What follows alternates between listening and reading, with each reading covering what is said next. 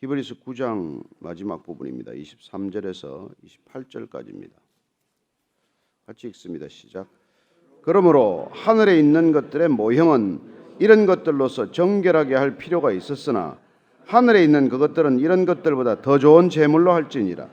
그리스도께서는 참 것의 그림자인 손으로 만든 성소에 들어가지 아니하시고 바로 그 하늘에 들어가사 이제 우리를 위하여 하나님 앞에 나타나시고 대제사장이 해마다 다른 것의 피로서 성소에 들어가는 것 같이 자주 자기를 드리려고 아니하실지니 그리하면 그가 세상을 창조한 때부터 자주 고난을 받았어야 할 것이로되 이제 자기를 단번에 제물로 드려 죄를 없이 하시려고 세상 끝에 나타나셨느니라. 한 번 죽는 것은 사람에게 정해진 것이요 그 후에는 심판이 있으리니 이와 같이 그리스도도 많은 사람의 죄를 담당하시려고 단번에 들이신 바 되셨고 구원에 이르게 하기 위하여 죄와 상관없이 자기를 바라는 자들에게 두 번째 나타나시리라. 아멘. 인형이라는 것은 사람을 닮은 형태를 말하는 것이죠. 인형에는 생명력이 없습니다. 그러나 어쨌건 사람이 존재하기 때문에 인형이 존재한다는 것은 우리가 익숙하게 알 수 있는 사실이에요. 인형이 먼저가 아니고 사람이 먼저인 것이죠. 그렇다면 사람은 사실 어떻게 존재하게 된 것입니까? 저는 사람을 인간이라고 부르지만은 사람은 사실 신형이라고 불러야 마땅합니다. 인형이 있듯이 우리도 신형으로 하나님께서 지으셨기 때문이죠. 하나님의 형상과 모양을 따라 지은 것입니다. 그래야 우리를 보면은 찬찬히 보면은 원래 하나님이 보여야 마땅한 것이죠. 근데 문제는 우리가 죄 가운데 빠짐으로써 하나님의 형상을 스스로 잃어버린 데 문제가 있지 않습니까? 따라서 하나님께서는 하나님의 모습을 잃어버린 이 신형, 이걸 어떻게 신성으로 회복해야 할 것이냐, 이게 가장 큰 과제인 것이죠. 마치 우리 자녀들이 인형이 망가졌을 때 울음을 터뜨리고 그 인형을 어떻게 하든지 제 모습대로 회복하고 복원시키고자 하는 그런 애틋한 사랑의 마음을 우리가 눈으로 보아서 알듯이 하나님께서도 어떻게 하면 이 잃어버린 형상을 되찾을 것인가, 신형을 어떻게 하면 복구할 것인가, 회복할 것인가, 그게 하나님의 가장 큰 관심이에요. 우리의 관심은 뭡니까? 점점 더 망가뜨리는 데 관심이 있어요. 그게 얼마나 길이 달라도 다른 길입니까? 그래서 하나님께서는 처음부터 이 신형으로서의 회복을 위해서 이 제사 제도를 우리에게 허락하신 거예요. 어떻게 하면은 그 망가뜨린 부분을 복구할 것인가? 그래서 그 하나님께서 하나님의 거처를 이 땅에도 모형으로 주신 것입니다. 거기서 하나님을 만나면, 하나님과 얼굴과 얼굴을 대면하면, 그래서 여러분 모세가 장막에 들어갔다 오면은 얼굴에 이렇게 빛이 나서 사람이 얼굴을 볼 수 없었다고 되어 있지 않습니까? 어쩌면 우리 또한 하나님께 예배를 드리고 하나님께 나와서 하나님을 만났다라고 말한다면 그 얼굴에 우리가 알 수 없는 광채가 있어야 마땅할 것입니다. 오늘 이 그리스도께서 이 땅에 오셔서 우리를 회복해 하실 때 그 제사는 하나님께서 마지막 어떻게 보면은 인간의 모습을 신형으로 회복하기 위한 마지막 제사를 허락하셨다는 것입니다. 그러나 유대인들은 그 제사의 효력을 믿지 않았던 것이죠. 그들은 대제사장이 드리는 그 제사의 효력은 믿었지만, 고작해야 1년 효력이 있는 그 대제사장의 제사는 믿었지만은 예수님께서 직접 짐승들의 피가 아니라 당신 자신의 피로 제사를 완성했다고 하는 이 사실을 안 받아들이는 거예요. 그게 이 히브리서 기자를 안타깝게 하는 이유입니다. 자, 1절 말씀 같이 읽습니다. 시작. 23절 시작. 그러므로 하늘에 있는 것들의 모형은 이런 것들로서 정결하게 할 필요가 있었으나 하늘에 있는 그것들은 이런 것들보다 더 좋은 제물로 할지니라. 자, 땅에 있는 것들은 하늘에 있는 것들의 모형이다. 이게 우리 신앙의 출발점입니다. 하나님이 먼저고 이 땅에 존재하는 인간은 하나님의 뜻과 하나님의 계획에 의해서 존재하게 된 것이고 하나님이 거처하시는 곳이 더 좋은 곳이고 이 땅은 모형으로 준 거라는 것입니다. 그렇습니다. 우리가 이 땅에 있는 것들이 모형이라고 하는 이 생각을 버리면 안 됩니다. 우리는 우리 아이보다도 인형을 더 소중하게 생각하지 않고 우리가 직접 가진 차보다도 차의 모형을 더 중요하게 생각하지 않고 우리는 그 형태를 따서 본떠 만든 것들을 더 중요하게 생각하지 않습니다. 그래서 어른이 된다는 것은 모형이 아니라 원형을 추구하는 삶이에요. 어릴 때는 미니카를 손에 쥐고 잠들어도 행복하게 잠들 수 있지만 어른은 모형에 만족하지 못하는 사람이에요. 모형은 일종의 가짜란 말이에요. 아니 뭐 가짜라기보다도 어떻게 보면 뭐 더 작은 것이기도 하고 그 모습을 그대로 본뜬 것이기도 하지만 그러나 그게 원형의 가치를 상쇄하거나 원형의 가치를 넘어설 수는 없는 일이라는 것입니다. 그래서 우리는 늘 원형에다가 관심을 가지는 그런 성숙으로 향해 나아가야 한다는 것입니다. 늘 모형에만 만족하는 인생이 되어서는 안 된다는 것입니다. 왜 가짜에 만족하느냐?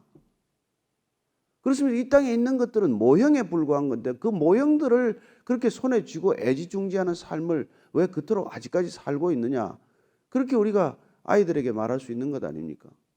그래서 때가 들어서 우리가 성숙한다는 것, 신앙의 다음 단계로 우리가 접어든다는 것은 모형적 삶에 더 이상 미련을 두지 않고 원형적 삶에 더 큰 관심을 가지고 그 삶을 향해서 한 걸음 한 걸음 뚜벅뚜벅 나아가는 것을 말하는 것이죠.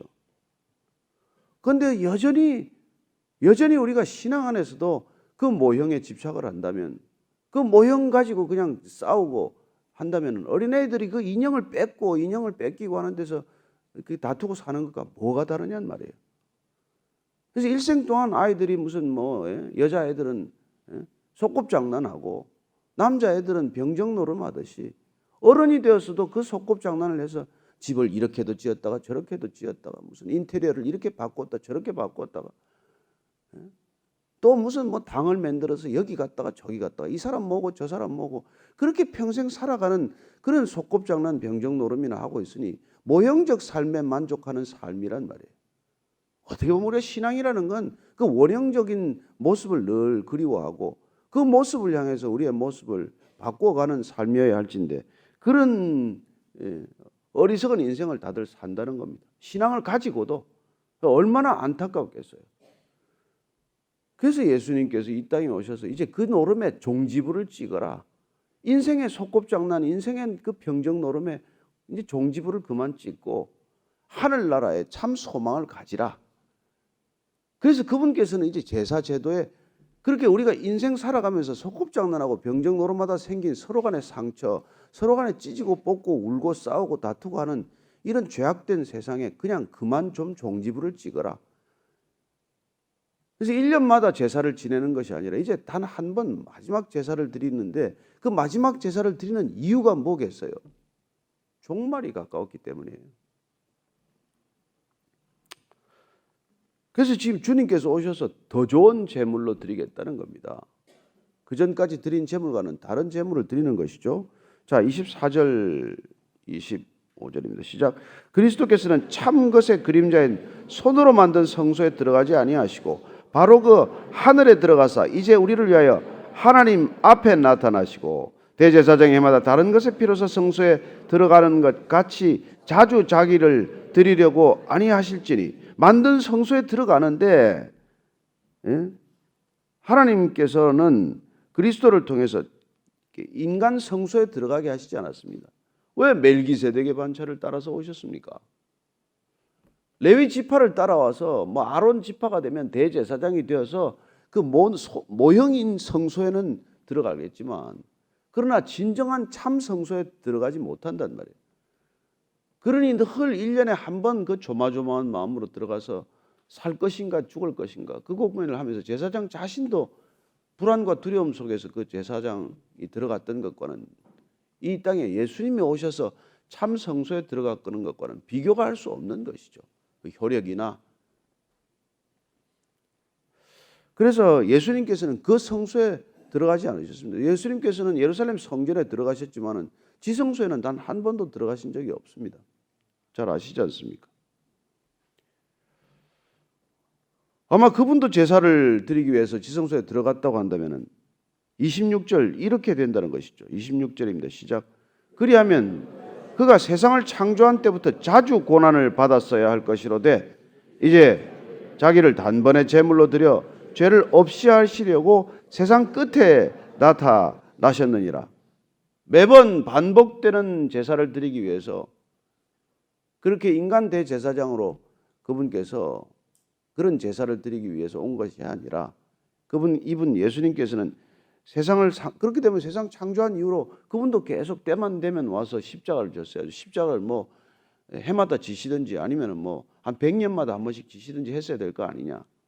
그게 아니라 그분께서는 이제 단번에 제물로 드려서 이 제사를 종식시키기 위해서 마지막 때에 오셨다는 것입니다. 끝에 오셨다는 것입니다. 세상 끝에 오셨다는 거예요. 여러분 이게 얼마나 중요하고 이게 우리가 지금 정신이 번쩍 드는 얘기입니까? 이분이 오심으로 세상 끝을 향해서 우리에게 공식적으로 선언한 사건이란 말이에요.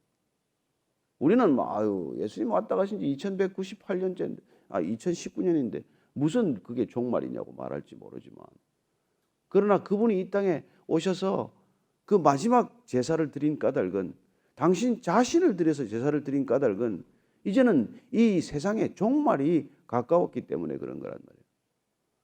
그래서 예수님께서 오셔서는 이런 비유를 하신 거예요. 나는 그 마지막 잔치 비유를 하신 거예요. 이 임금이 잔치상을 벌여놓고 사람을 오라고 그랬는데 초대장을 받은 사람들이 안 오는 거예요. 뭐 나는 요새 최근에 밭을 사서 그 밭을 돌본다고 못 오겠습니다. 나는 최근에 장가를 들어서 결혼 신혼 초라서 못 가겠습니다. 나는 새 사업을 벌여서 못 가겠습니다. 그렇게 하나님의 초대에 응하지 않아서 그 임금이 화가 나서 종들을 불러내고 바깥에 나가서 갔다 왔다 하는 사람들 다 데리고 와라. 그게 예수님이 오신 이유란 말이에요. 오라 그래도 초대받은 사람들이 안 오기 때문에 예수님께서 이 땅에 오셔서 아무나 오라예요. 아무나 오라. 수고하고 무거운 짐진 자들아 아무나 오라. 내가 너희를 쉬게 하리라고 말씀하셨든지 누구든지 기회를 주는 게 이게 마지막 시대의 사인이란 말이에요. 이제 시간이 가깝기 때문에 잔치집을 다 채워야 되는데 아직도 잔치집에 좌석이 텅텅 비었으니 이제는 그냥 데리고 오라. 누구든지 데리고 오라. 오겠다고 하는 사람 다 데려오라. 이게 예수님이 이 땅에 인비테이션 카드로 오신 거라면 초대장으로 오신 거라고요.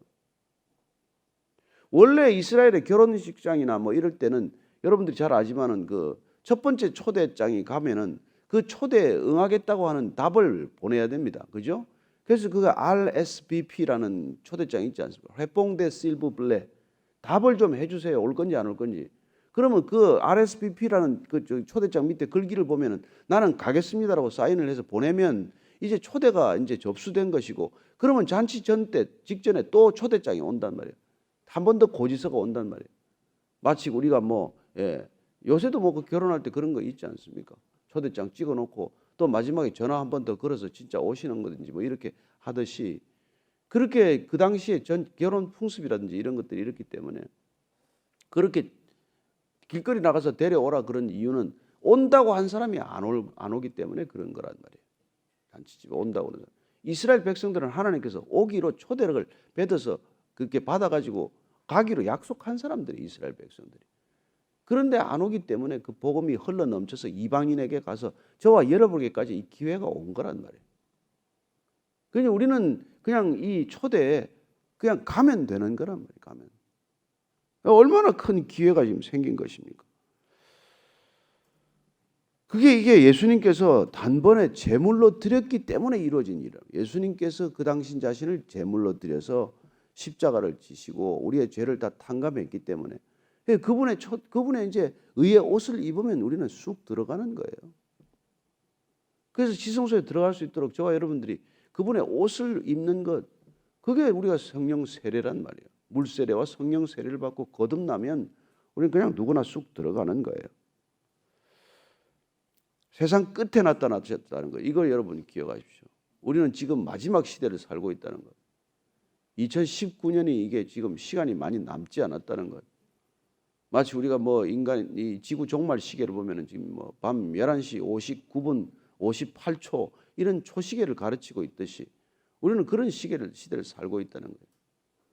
그런데 우리가 이 불난 집에서 맨날 뭐 아직 가재도구 챙기느라고 살 시간이 어디 있어요? 불난 집에서는 할 이유가 딱 하나 있어요.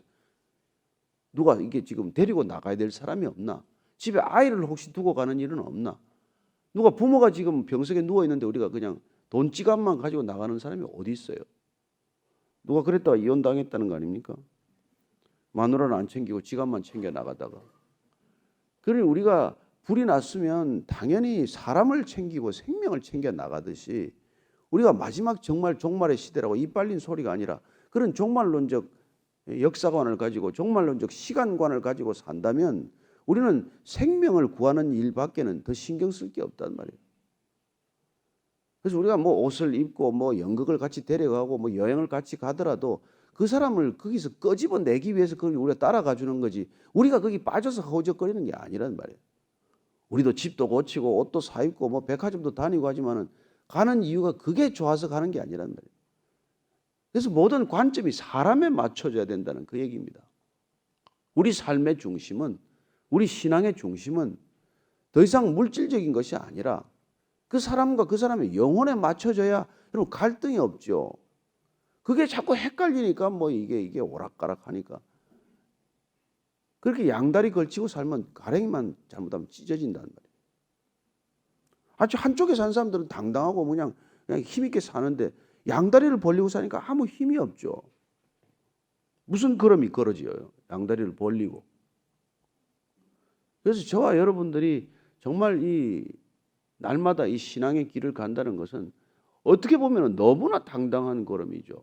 너무나 힘찬 걸음이죠. 무슨 기운 빠질 일이 뭐가 있어요.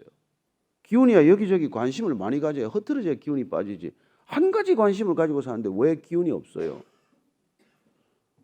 기운이 넘쳐야 이게 주일도 설교하고 오늘 아침에도 설교를 하는 거지.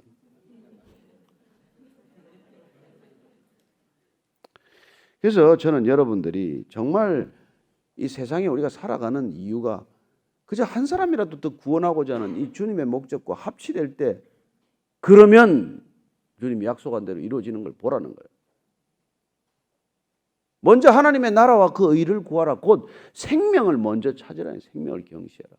그러면 그 모든 것을 주님께서 더하시리라. 이 약속을 반드시 믿으시기 바랍니다. 그 약속은 하나님께서 저는 지키시는 것을 봅니다. 뭐 내가 뭐 잘 먹고 잘 살겠다고 하는 건 하나도 들어주신 게 없지만 그러나 굶어 죽지 않게 하시고 어쨌건 삼시세끼 먹게 하시면서 나이 드니까 두 끼만 먹어도 소화가 다 안 돼. 뭐 세 끼 먹을 것도 없어요. 요새는 한 끼만 먹어도 살 것 같아. 그런데 그렇게 사는 게 뭐가 그렇게 대단히 힘든 일이냔 말이에요. 그러니까 우리가 생각이 정리되면 이 모든 것들이 하나씩 정리되는 것을 경험합니다. 하나님께서 우리에게 먼저 구하라고 한 것 먼저 구하면 나머지 것들은 마치 톱니바퀴가 맞아 들어가듯 하나씩 맞아 들어가는 거예요. 그런데 그 순서를 내가 고집을 하고 안 하니까 늘 내 것을 먼저 구하니까 괴로운 거죠.